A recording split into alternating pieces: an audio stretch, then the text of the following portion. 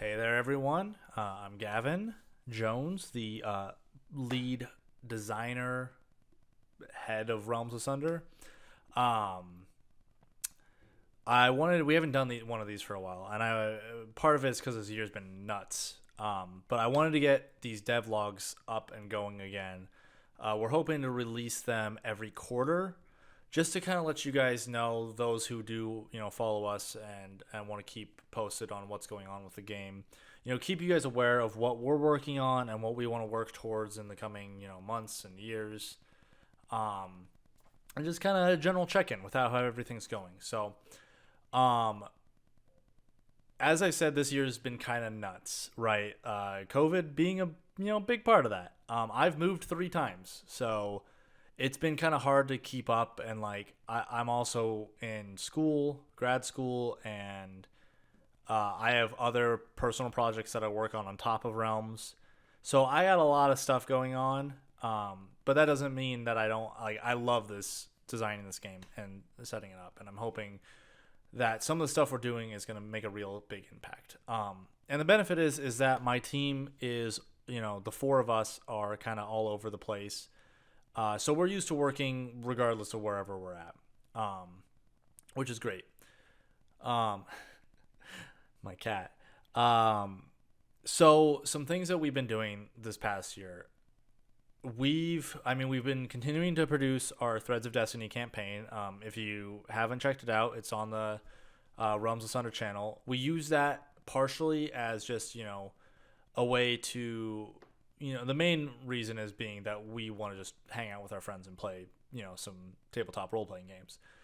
Specifically, we're playing Realms Asunder, but there's more purposes to that. We hope that the people that do watch enjoy and like seeing us, see the story unfold and see what's going on. And then on top of that, it's also a great way for us to continuously playtest consistently. So it's much easier to do that when, we're motivated by recording and producing this content versus if we're just playing home games. We've been balancing and playtesting Realms for I've been designing this game for almost 6 years now. And we've been public with it for a little over a year. And there's already been a lot of things changed. Marcus came onto the team, and we've been friends for a while, but took more of a interest in wanting to work on projects like this. And Matt and Michiko have been doing great work with their art, and they've started streaming. So if you guys want, you can check out our Twitch channels. All our links are going to be down in the description below. So if you guys aren't subscribed or liked to any of our channels, they're always in the description. You can go check them out. We end up sharing a lot of the same information across most of our social media platforms. So, okay, let's see. What else do I got? Let's talk about what we've been working on. Obviously, Matt and Michiko have been working on producing art content. Matt posts every week after he streams on our Facebook and Twitter, and I'm trying to get his posts over to Instagram consistently. So if you're following any of those, you get to see him work, and we do have a little few of his videos on the YouTube channel as well. For right now, that's kind of what they're working on. It's a nice excuse to draw for both of them. They both have other jobs that they do. They have other things going on in their life, so they're not dedicating all their time to this. But there only being 4 of us, it takes a lot of time to produce stuff, especially because we want to make it quality. But we're just trying to slowly plug away and get some art assets together so that when we hopefully do have a printed version of the core rulebook, there'll be some nice juicy art pieces in there for you guys, for those of you that want to buy the physical copy. We are planning on leaving forever. We're planning on leaving the core rulebook free to play. We probably won't be including any of the art pieces in the online, which will be on our website. But we're planning on leaving it so that people can, if role playing games are really sometimes really expensive and hard to get into, and Realms is supposed to be accessible to new players. Um, and we've had discussions about like how do we want to do because we're not making any money right now either on this. We're basically just producing it because we love to do it. Um, with the hopes that eventually we might actually be able to get paid for it. Um, but we want to make sure that people always have access to the basic part of the game. And we have a ton of ideas, in the back. I think we have like well over a couple hundred documents just in the background of our work folder that's just like, hey, what about this idea? Oh yeah, we'll put that down. We'll work on it later. And so we'll have content to produce as long as we want to produce content for this. And I'm really excited about that because there's like so many things I want to do and expand on. And our hope is that the core system can be this, centerpiece that everyone can really like get into, and there's enough to do, where you feel you can play, up to level like 20, 30, whatever, without feeling like you're really constrained. And then all these other side pieces, lore, campaign guides, modules, other subsystems and new spells and stuff. We can just plug those in, and people who want to buy those can buy them and kind of plug and play whatever they want to play. So the example I always use is that we have an idea for like survival systems and stuff like that, or maybe like political or horror. So maybe you want to like mix and match how you play the game, because every group's kind of different. Every group wants a little bit something a little different when they play. So let's talk about what we're working on right now. So we have 1.2 live on the website, which was published a while ago. And I believe at some point, either in Threads of Destiny or I might have mentioned in a devlog previously, I was talking about 1.3. Well, we have moved past 1.3. Marcus and I worked on that. We got 1.3 updated. We started playtesting it on Threads of Destiny. And then we realized, hey, there's all these other things we want to fix too. Let's just fix them. So we're actually working on technically 1.4 already. I'm kind of leaning this more into technically I would probably consider this more of like a 0.4. But because it's still kind of in beta mode, I would guess is the technical term, but we're calling it 1.4. And there's a lot of good stuff that we've done in 1.3 and into 1.4. We've standardized a lot of the rules. We've removed rule sets that were kind of subsets that were kind of dragging down the system, and they were interesting, but they weren't really like, this wasn't the spot for them in the core rulebook. We expanded on some of the regular systems that are in there, that we kind of the core ideals we think about Realms Asunder. We flushed them out better. We kind of designed them to be to the point we want to. One big thing we did is like we made 3 different types of slots. So you have ability slots, spell slots, and skill slots, and those all correlate with those 3 things, but they're all interrelated together too. So they all function essentially the same way. They're just different ways of going about playing the game. So like skills kind of deal more with RP type elements, spells are your magic, abilities are kind of like your like physical things that you can do. It's an interesting combination, and I'm actually really excited about it. With 1.4, we are still working on some of the things. Me and Marcus have been really pushing hard to get this done. I'm going through right now and actually reading through the book, and making sure that like there are no errors in just the rule writing and stuff like that, which there were a lot because it's a big rule book and there's a lot to read. We have cut down quite a bit of the length of the book though, just because of some of the stuff we've removed that we're like, this doesn't fit here anymore. Let's just take this out, fix it, outside of the core system because it doesn't really belong here anyway, and then we'll, bring it in with one of our side, systems and stuff like that. So the rule book itself has shrunk down a little bit. I'm looking at it right now. We're sitting at 134 pages. It'll probably get a little bit bigger than that as I fill out a few more things. But probably not much bigger, which is good because this is about where I want it to be at. I want it to be at this shorter length that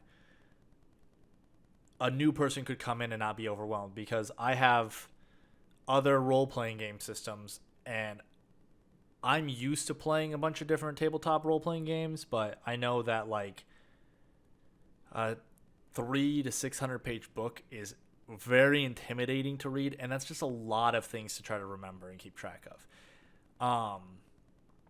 What are some other things that we've done to the core system? I mean, we've got new spells and stuff like that, so those are exciting. Let me see if I can just read one. We figured out a problem with spells, so we've actually made we made weapon proficiencies, I believe, in 1.2, but they might have been in 1.1. It's hard to keep track of after this long, but we added we kind of changed some stuff up.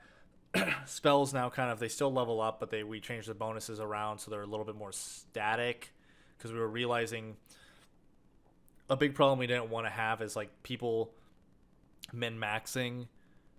Like, we don't mind a little bit of min-maxing, but we don't want people just, that's all they care about. Like, the choices of leveling up spells were never supposed to be, I'm going to take another damage die. I'm going to take another damage die. I'm going to take another damage die. And that's just all you do until you're rolling like 68 fireball for 2 spell slots. That's not what I want for the system, and that's not what me and Marcus want to see people do. We want to see this intricate, combos and unique ideas that work out. So in 1.3 we added actions and maneuvers, which function in a way of actions are kind of more of your traditional attack. Maneuvers are these quick abilities that you can do, and then you can do any maneuver in an action. So those are all set up. Those are fun.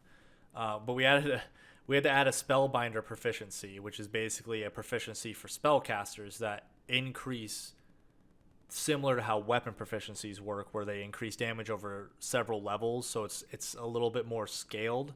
But we had to do that because we realized after we changed the way that spells level up, they gain a slot every level now. We started to realize that the damage curve for spells and weapons was going to be really off, so we had to fix that. But I'm really excited about it because there's a lot of really cool things that we did with that. Let's see. Let's find a new spell. What's a fun spell that that we have? Ooh, let's do this one. So one of the new spells that we've added, we had this one in. We actually wrote an entire like 125 new spell book that had like, I think like a bunch. It had like just a ton of new spells for each magic tree, and like I think we even had like, that was still when we were calling abilities physical spells. So we had a bunch of abilities in there as well. So we had a bunch designed. We still have quite a few in that book, and we're gonna basically work on that later in a little bit. But we had to take, kind of cannibalize that a little bit and take some from it. So, wow, there was there wasn't. So one of the new things we added into the game for fire is called Phoenix Heart. So the character embodies the power of a phoenix. If the character ever hits 0 hit points, they are reborn in fire, dealing damage and adding combustion stacks to everyone within range of them. And then this can only be activated once per rest. So it's basically this. We had something similar in Rage, where like if someone was invested in Rage, they would take 1. They could go down to 1 HP. No matter, like, they basically took a massive amount of damage. They would be left at 1 HP, so they'd still be standing. I thought this was kind of cool. It kind of goes off of a bunch of different things. It's interesting. I think it's fun. There's a lot of new fun stuff that I'm excited for people to play test and try things out, and I think the players are interested too, because we just rebuilt characters for 1.4, so I'm really excited to see them in combat a little bit more. What else? This video's already gone on for a lot longer than I was anticipating. So, um, I guess for now, that's basically what we're working on. We're basically working on the rulebook to this at 1.4 edition. Marcus and I are really going to try to hammer this home to the point where hopefully this will be the last like big update to the core game, with minor updates like balancing and stuff like that, coming with us playtesting further. But I mean, honestly, we're already, compared to some other role playing games, we're already, like we've already like updated a lot. I've played some that I'm like, how are you published? But I'm really happy to be getting to a point where I think we're gonna start working on like formatting and laying out the book in hopefully in the coming year. And then we've got some other projects we want to do, including new spells, new skills, new abilities, stuff like that. Those will probably just be on the side as always. I'm working on like a crafting, like an in-depth crafting system. There's a few other things we're playing with right now. I don't want to go too much into the details because I don't like. I am not promising anything in the near future. Right now, the core rulebook is our primary goal, and then we also want to like. I want to start running out playtests and stuff like that so that we can start getting people actually interested in playing the game. So I think I'll stop there. We'll probably have another one in a couple months. I did this one a little late in this quarter, so I'll probably try to get one up in April, May. Keeping you guys current on what we're working on. So I hope that you guys found this interesting. If you did, please leave a like, and be sure to subscribe so you can get notifications, about what's going on with Realms and what we're planning on doing in the future. And thank you. We very much appreciate everyone who watches us and follows us on social medias. It's very, very awesome to see support, and it definitely makes doing this worth it. So thank you.